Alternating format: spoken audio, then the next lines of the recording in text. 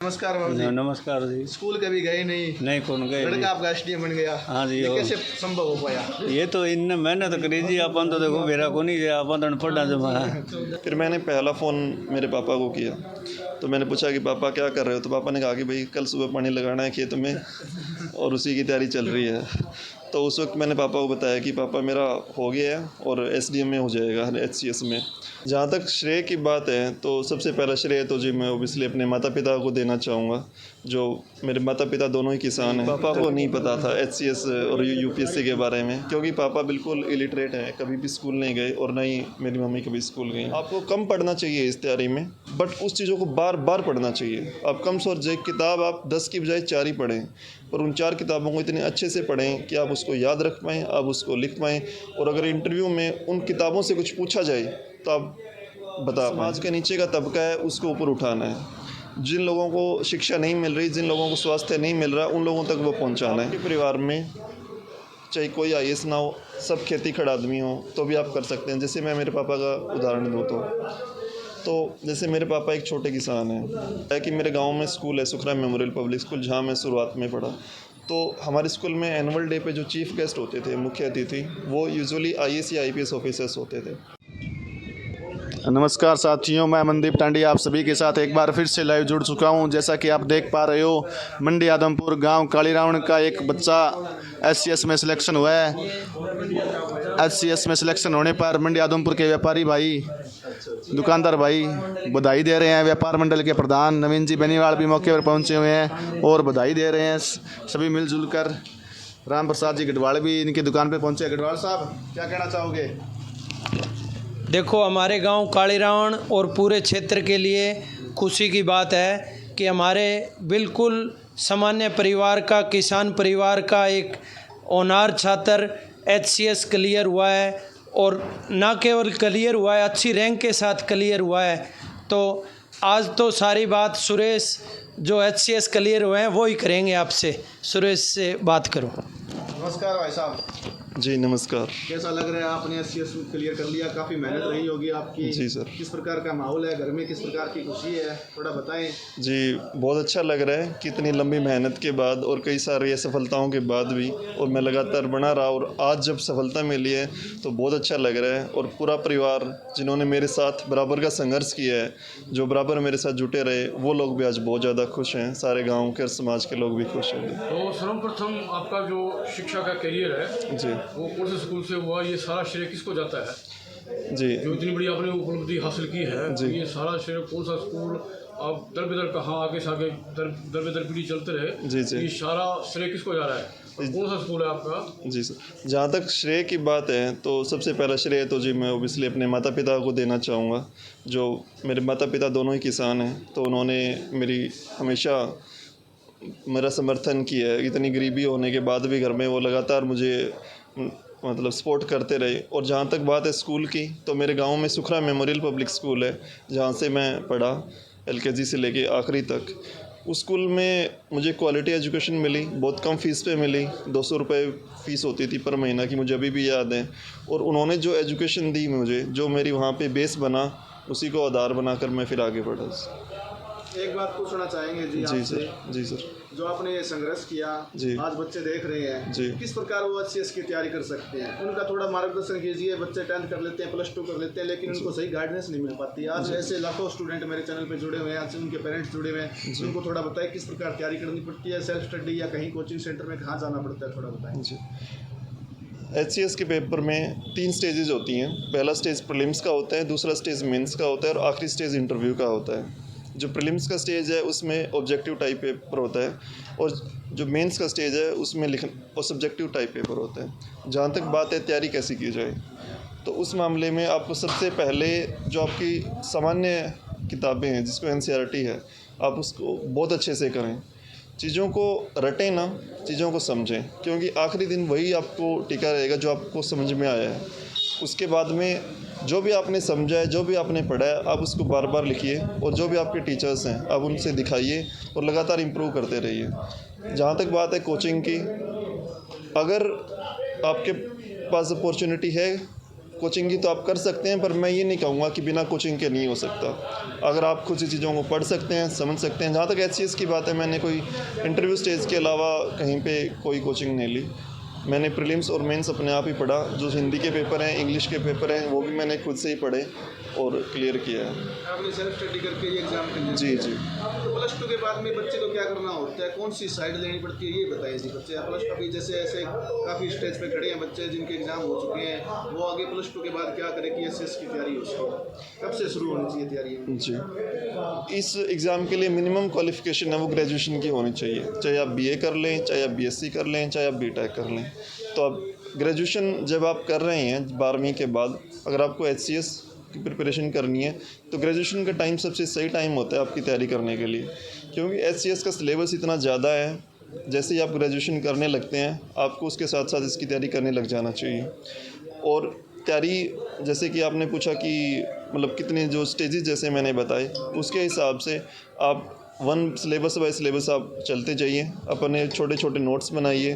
और आपको कम पढ़ना चाहिए इस तैयारी में, बट उस चीज़ों को बार बार पढ़ना चाहिए। आप कम से कम किताब आप 10 की बजाय 4 ही पढ़ें, पर उन 4 किताबों को इतने अच्छे से पढ़ें कि आप उसको याद रख पाएँ, आप उसको लिख पाएँ, और अगर इंटरव्यू में उन किताबों से कुछ पूछा जाए तो आप बता पाएँ। ग्रेजुएशन आपने सर कहाँ से की थी?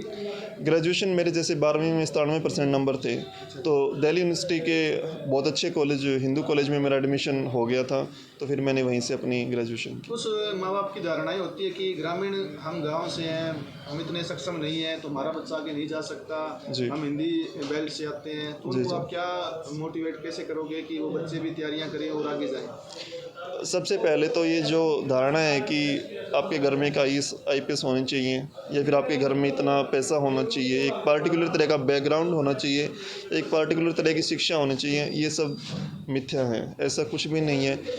आपके परिवार में चाहे कोई IAS ना हो, सब खेती खड़ा आदमी हो, तो भी आप कर सकते हैं। जैसे मैं मेरे पापा का उदाहरण दूँ तो जैसे मेरे पापा एक छोटे किसान हैं, मेरे दादाजी और उन पूरा जो ख़ानदान है, और इवन जो मेरे सारे रिश्तेदार हैं, सारे जो पड़ोसी हैं, सब लोग खेती में ही हैं। तो अगर मैं ये बात कर सकता हूँ, अगर मैं ये प्रूव कर सकता हूँ, तो ये मैसेज है मेरा उन लोगों को, और रिक्वेस्ट है उन लोगों से कि आप प्लीज़ कभी ऐसा मत सोचिए कि आप अगर ऐसे बैकग्राउंड से हैं तो नहीं कर सकते। जहाँ तक बात है हिंदी बैकग्राउंड की, हिंदी बैकग्राउंड के लोग बहुत अच्छा कर रहे हैं। हो सकता है उनको थोड़ा सा कहीं कहीं दिक्कत आए, क्योंकि आजकल जो कोचिंग के जो भी मटेरियल पढ़ने पड़ते हैं वो सारे इंग्लिश में अवेलेबल हैं, पर इसका मतलब ये नहीं कि आप हिंदी में रह के कर नहीं सकते।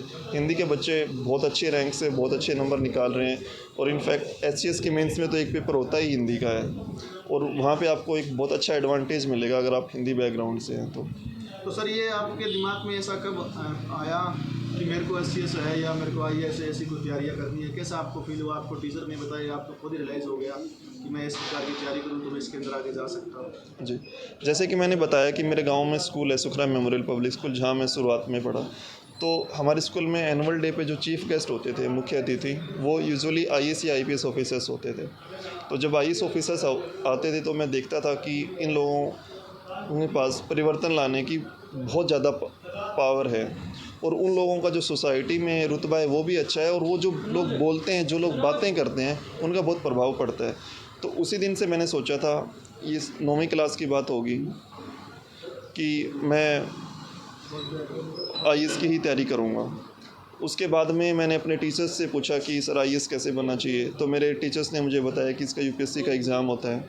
तो उसके बाद में मैंने उससे किताबों से थोड़ा बहुत इंटरनेट से पता किया कि कैसे कैसे IAS की तैयारी करते हैं। फिर 12वीं में मेरे अच्छे नंबर आ गए, जैसे मैंने बताया। फिर मैं दिल्ली यूनिवर्सिटी में चला गया। नहीं, बहुत बढ़िया जी। आपने कहा कि जो स्कूल के अंदर एनुअल डे के ऊपर जो हमारे चीफ गेस्ट होते हैं वो बड़े लेवल के रैंक के अधिकारी होती है, उनको देखकर आपको कहीं ना कहीं मोटिवेशन हुआ। जी जी जी, बहुत बहुत धन्यवाद जी, आपने अपना कीमती समय दिया, और ये हमारे लिए खुशी की बात है।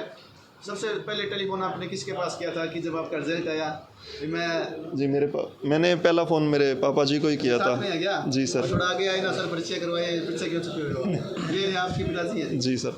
तो जी, मेरे पापा जी हैं पीर सब्रवाल जी। तो जब मैं 14 तारीख को रिज़ल्ट आया था शाम को, तो उस वक्त भी मैं लाइब्रेरी में पढ़ ही रहा था, क्योंकि 16 तारीख को मेरा दूसरा पेपर था यूपीएससी का।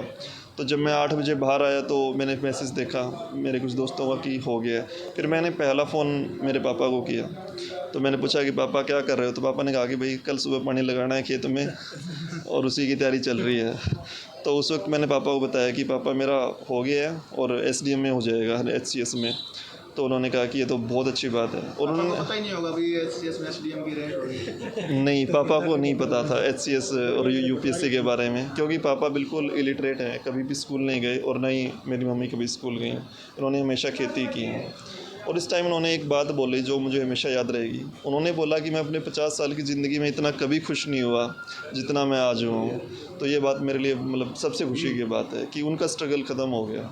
सर जैसे आपने शायद पहला अटेम्प्ट हो गया, दूसरा हो गया, कुछ बच्चे क्लियर नहीं कर पाते, स्कूल लेवल के बच्चे वो डिप्रेशन में चले जाते हैं, सुसाइड भी कर लेते हैं, उनको आप क्या मैसेज देना चाहोगे? उनको मैं एक क्लियर मैसेज ये देना चाहूँगा कि जब आप तैयारी शुरू करते हो तो आपके पास एक वजह होती है तैयारी शुरू करने की।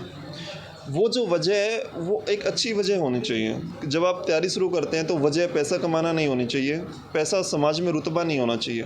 जो वजह है वो वजह ये होनी चाहिए कि मुझे परिवर्तन लेके आना है, जो समाज के नीचे का तबका है उसको ऊपर उठाना है, जिन लोगों को शिक्षा नहीं मिल रही, जिन लोगों को स्वास्थ्य नहीं मिल रहा, उन लोगों तक वो पहुंचाना है।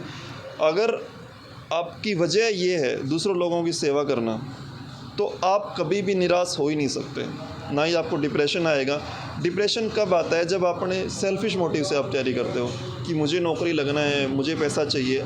जब वो मोटिव हाथ नहीं लगते तब हम निराश होते हैं, सुसाइड या फिर ऐसे एक्सट्रीम स्टेप लेते हैं। तो हमेशा जो इरादा है, जिस इरादे से आप तैयारी कर रहे हैं, वो इरादा नेक होना चाहिए, पहली बात तो। दूसरी बात है सुसाइड और फेल्योर्स की। जब भी फेल्योर होती हैं तो बहुत अच्छा मौका होता है हमारे पास ये पता करने का कि हम में कहाँ कमी है, और उस मौके को चूकने नहीं देना चाहिए। जैसे ही आप फेल होते हो, आप बैठिए, अकेले अपने साथ बैठिए, एक पेन कॉपी लीजिए और लिखिए कि ये मेरी कमियां हैं, और ये कमियां मैं आज से एक एक करके रोज़ सुबह उठूँगा और इन कमियों को दूर करने के लिए लड़ूंगा।